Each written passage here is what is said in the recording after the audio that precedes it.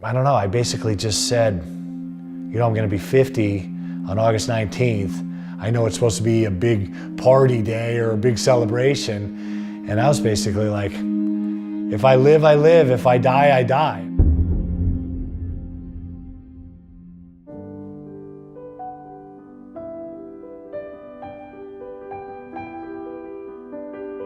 My life has always been pretty simple. I've kept it pretty simple. Over the last 7, 8 years, I've been attracted to photography. That's one of the best things I've really enjoyed moving from the East.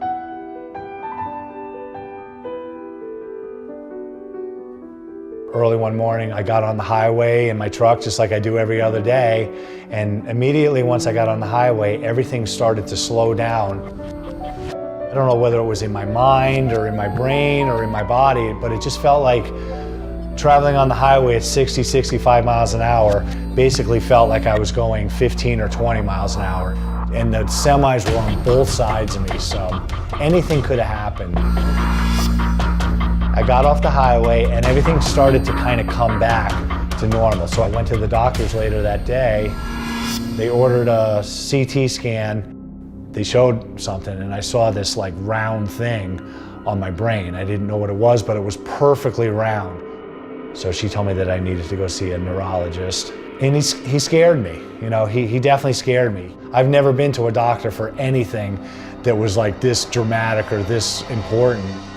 He did offer the option of getting MRIs done every month and seeing if it grew at all, for at least to buy 4 months. So I was like, you know, maybe I need to think about this. Maybe I can wait a month, maybe I can wait 2 months, maybe I can go for 2 MRIs, and we'll just see. A lot of people told me to get a second opinion.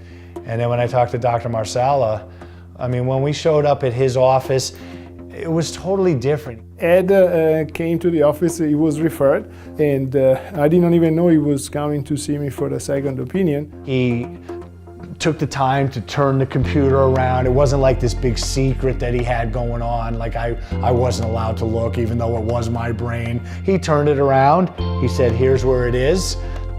I showed him the MRI. I told him that I really didn't think the tumor was a malignancy, but ultimately you can't say until you have a pathologist establishing the final diagnosis.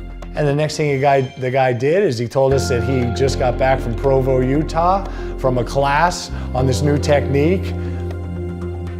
And I told him about the brain path. I showed him the device, I showed him the dilator, I showed him the port tube. As you can see there. And then he picked up his phone, he called somebody from Nico, and he goes, I just want to show you something. And he's like, see where this is? And he's pointing this stuff. He goes, isn't he a perfect candidate for this? And they were just making like they were gonna just, you know, I don't know, remove a little wart or something from my face or something. I told him I'm very confident I can remove 100% of the tumor, and I'm quite confident that you will minimize the risks of new neurological deficits. He seemed to be enthusiastic right away. He said, yes, that's the way I want to go. I don't want to have an awake craniotomy. I don't want to take chances. And I told him, look, the risks that I'm presenting you are not zero. There's still the risks. The risks that others have told you, speech, vision, they still may happen. But I do believe in my mind and maybe a little bit in my heart that those risks are going to be minimized by using this specific approach. And that was on a Monday, August 18th, and August 21st, 3 days later, I was having the surgery done. My mom and dad went with me, my wife. I don't know, it's hard to remember really what I was thinking about because I wasn't like in complete fear, like, oh my God, I'm gonna die. But you never know. You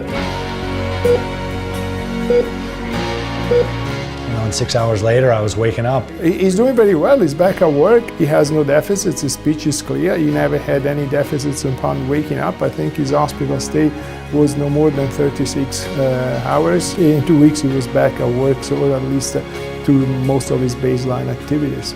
Make sure in your heart and in your soul, you feel comfortable with the guy who across the table from you that's telling you, I'm gonna be the determinator of your future.